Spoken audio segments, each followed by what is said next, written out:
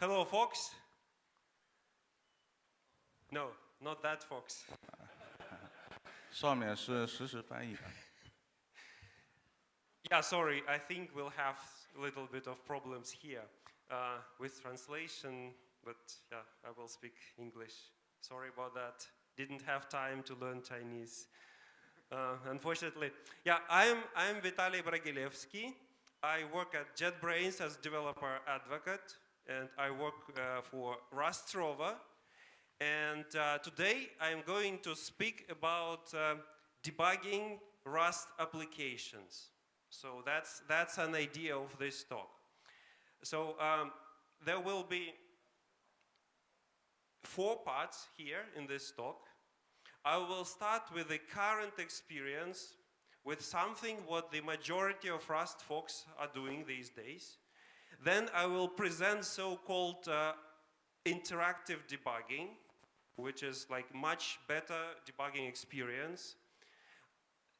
Part 3 is about some advanced strategies for debugging, and then I will also give some tips on how to have your better, more efficient debugging sessions. So this is the goal for this talk. All right. So let me start. I'm trying. It's so yeah. Thank you. So we have some sort of a current practice with debugging, but unfortunately there are some problems with it. So we have this survey, which is called the Developer Ecosystem Survey by JetBrains, and there are many participants, and many of them are Rust developers, and we ask them, how do you usually debug your Rust code?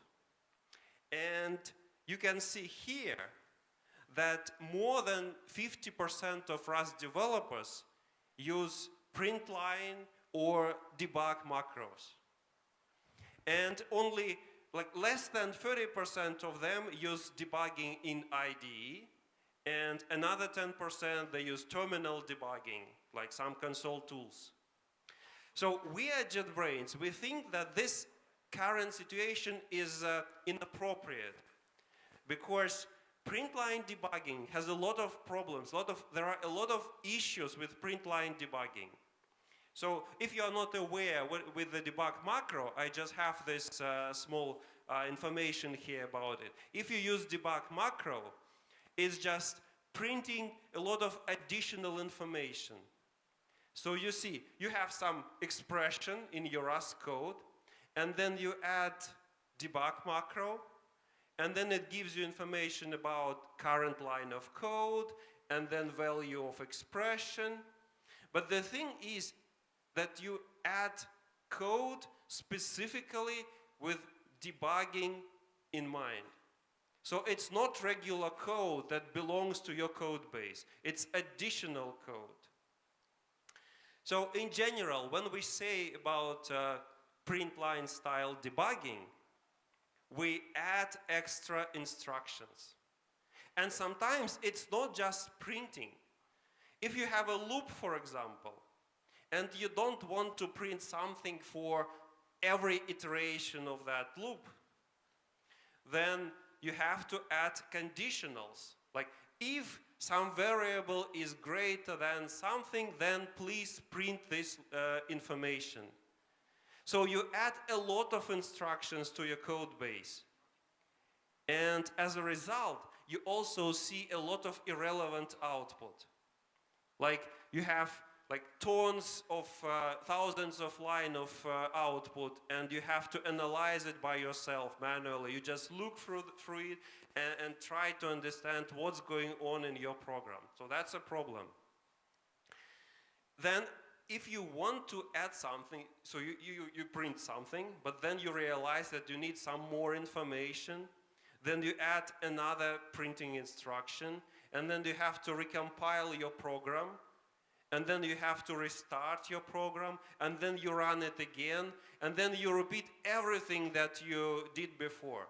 And once again, you analyze 1,000 lines of code, and you try to figure out what's going on. And if it's a real issue, if there is a real issue with your code, then you just repeat this again and again for hours. So have you ever experienced that? Several hours or maybe days debugging your code, running it again? Anyone with such experience? I'm pretty sure that you had it, because it's difficult sometimes to find bugs. And there is another issue, which is, I think, another issue. Another issue is that if you forget some pieces of debugging code in your code base, and then you commit it, and then it's there forever. So sometimes like this debugging instructions in your code, which is, well, maybe it's not a big issue, but it's still there, especially if you add some conditionals to print something. So it's a very big problem sometimes. So, but this is current practice. As we saw, more than half of Rust developers use it. So this is a problem. And an idea, better idea, is to use interactive debugging. Is something, so use some specific tooling. You have breakpoints in your code. You stop at them. You have watches to look at values of your variables, and you also do step-by-step execution. So this is an idea. So let's look closely into this thing. So at the heart of any interactive debugging session, we have debugging tools. And GDB and LLDB are the most well-known debuggers that we have in this space. So for some systems, GDB works better. For some systems, LLDB works better. So it depends on your operating system, on your environment. But there are always these two tools. And, well, in general, you can use them directly. So you can run your program under GDB or LLDB, and then you can get a lot of things. But the problem is that it's very difficult to do this stuff in the terminal, because you don't see anything. It's like to check value of some variable, you have to print something, and it takes a lot of time to work directly with these tools. So on top of them, we have some graphic user interface. So we have some interface in RustRover, of course, but it's not only about RustRover. We have the same, well, not the same things, but we have something like that in Visual Studio Code, of course. So I'm not advocating specifically for RustRover here. So you can use other tools as well. So there is a special extension for VS Code, which is called CodeLLDB, which is doing almost the same stuff. So I'm advocating for the whole idea of interactive debugging. So you need to try how to use these tools. If you use something else, well, it depends if it works or not. But these two, RustRover and VS Code with this particular extension, they work fine if you want to try interactive debugging. Okay, so some basics. I will use RustRover for screenshots here, but just if you use VS Code, no problem at all. You can do almost the same stuff as well. So we are starting with that debugging button. It's the start of debugging session. Then you can also have breakpoints. If you look here, we have this a red circle, which is a breakpoint. So you say that you want to stop your program at this line. And then next to this red circle, you have a check mark and orange arrow. So check mark means that you've suspended your program at this line. And orange arrow means that you are at this line right now. So if you step over, the orange line will move like in your program, but breakpoint will stay there. And we also have special panel for all your variables. So like with print line debugging, you need to print something. But here, you can see everything that is available at this point in program. So you will never forget some variable. Every variable is right there. You can also see call stack here. And you see which function calls which function, so the whole stack is right there. And you can trace it just to some main program.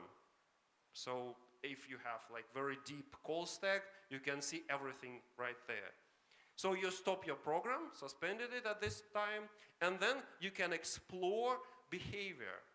So we usually say that interactive debugging is not only for finding bugs in your program. It's also about understanding the whole behavior of your program, how it works, how it goes from this line to that line, from this function to that function. Because sometimes it's very difficult to keep the whole picture in mind. But here, everything is visualized, and you just see how your program works at runtime. So basic debugging strategy is basically this. So you start somewhere, so you set a breakpoint. So you plan in advance. I want to explore the behavior of my program at this particular line of code in your code base. Okay, you set a breakpoint. Then you start a debugging session, so you run your program in debug mode. And at this stage, a lot of things are going on.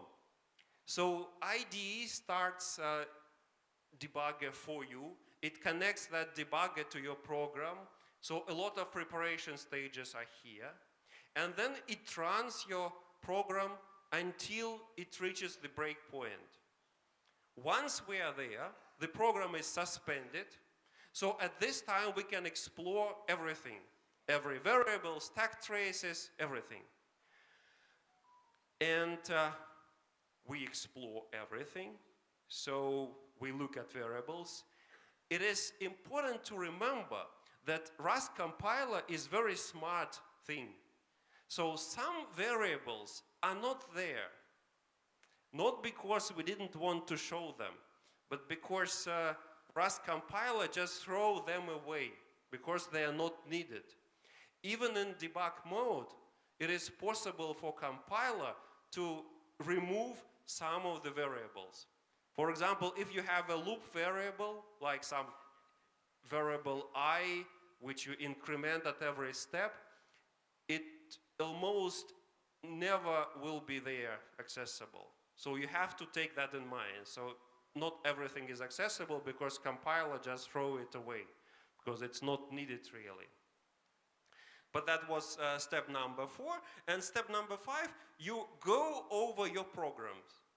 You can step over, that means you just go over functions, or you can go into the functions which you call. So step in means you go into a function, step over, you go over. So you get the result of the whole function executed. It depends on what you need. So you choose how deeply you want to go. And in general, like in many cases, you can go even into standard library functions.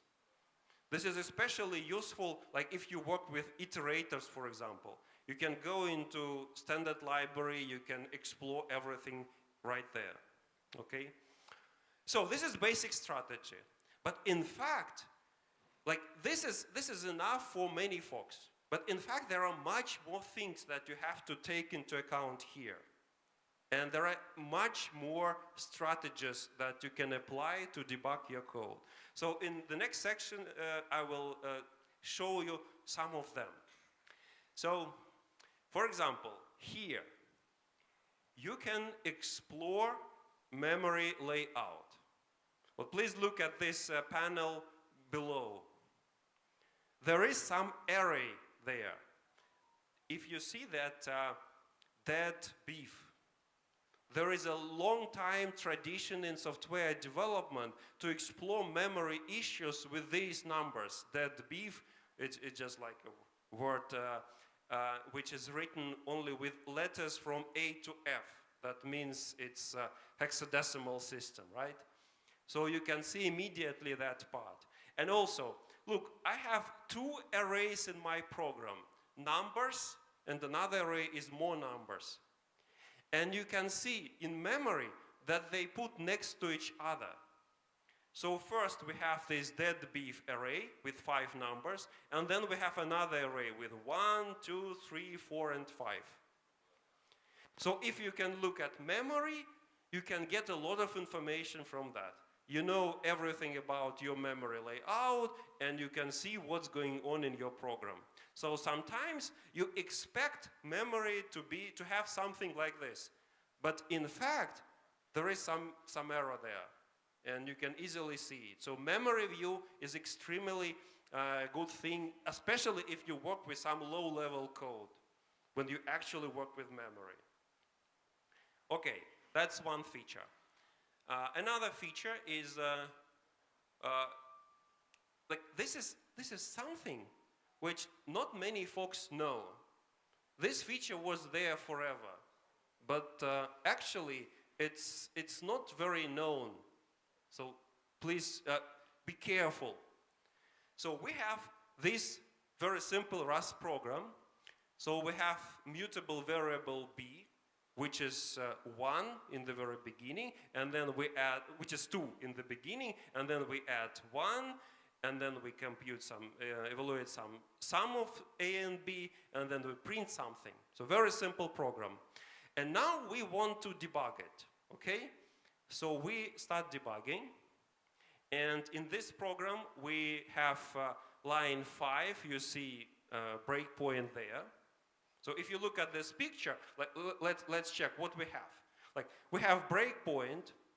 We've suspended our program at this breakpoint, line number 5, and then we step over for 2 other lines, and now we are at line 7. So we are almost at the end of this program, and variable b was 2. And now imagine this. So you think maybe that number 2, that value 2 was a mistake. Maybe you actually need 100 instead of 2.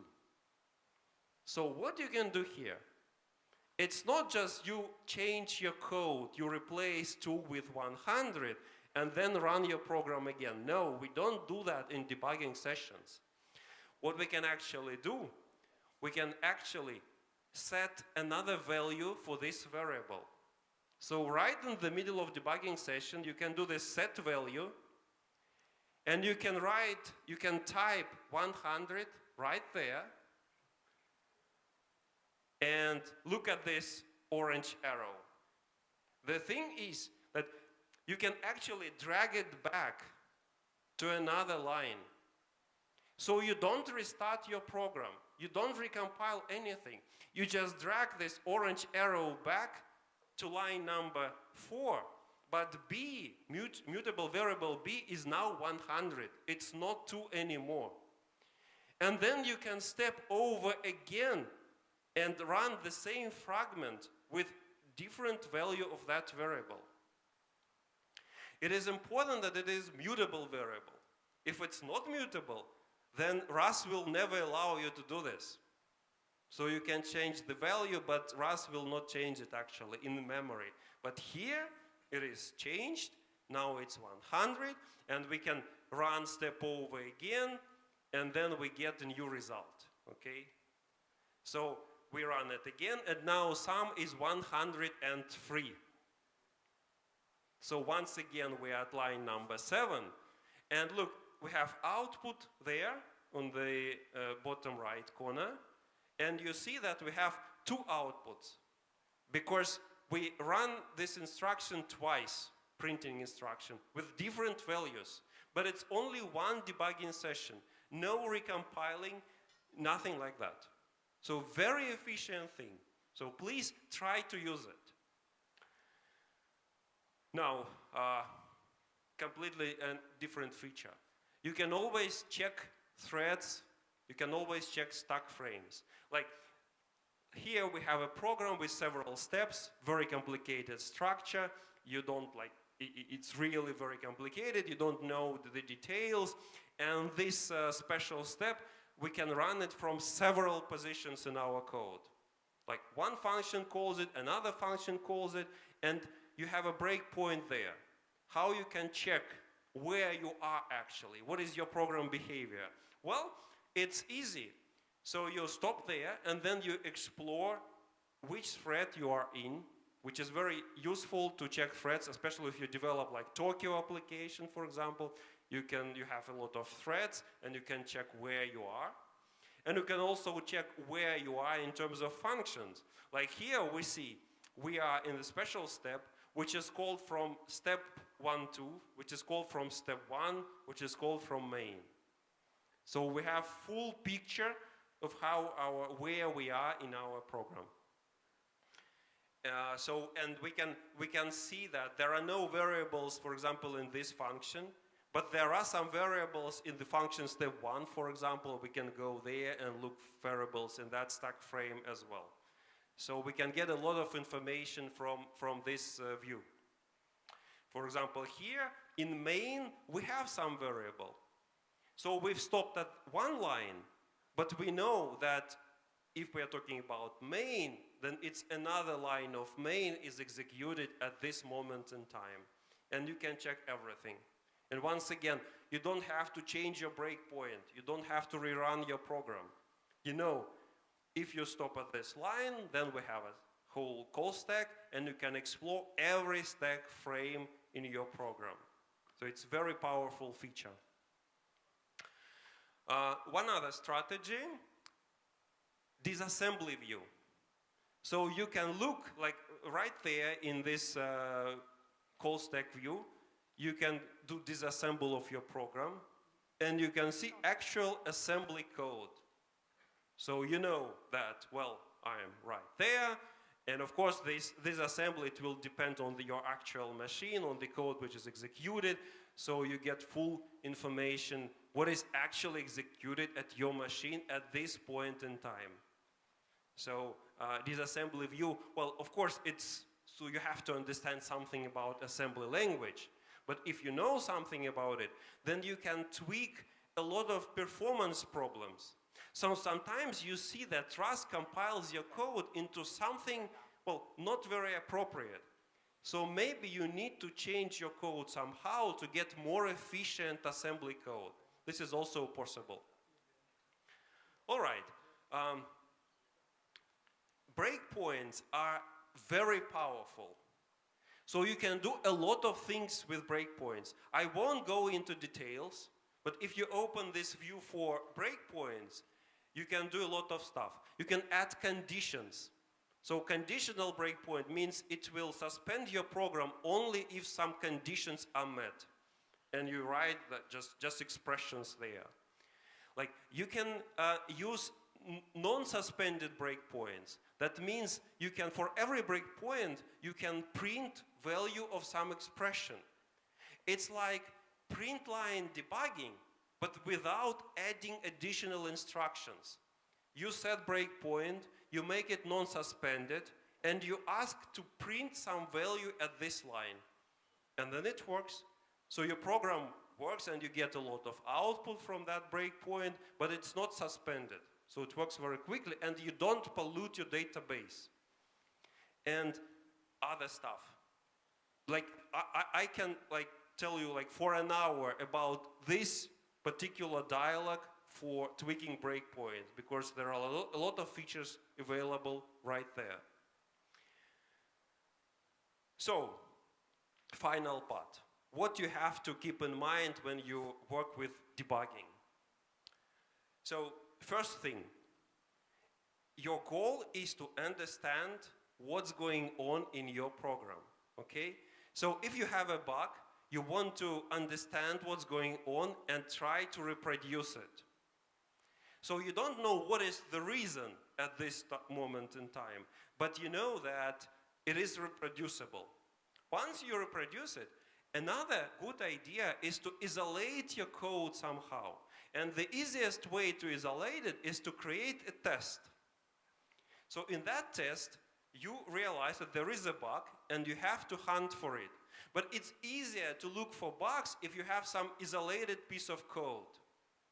So you create a test, and of course you can debug tests, no problem at all. So you isolate it, and then you run your experiments. And every strategy I showed you was about experimenting with your code.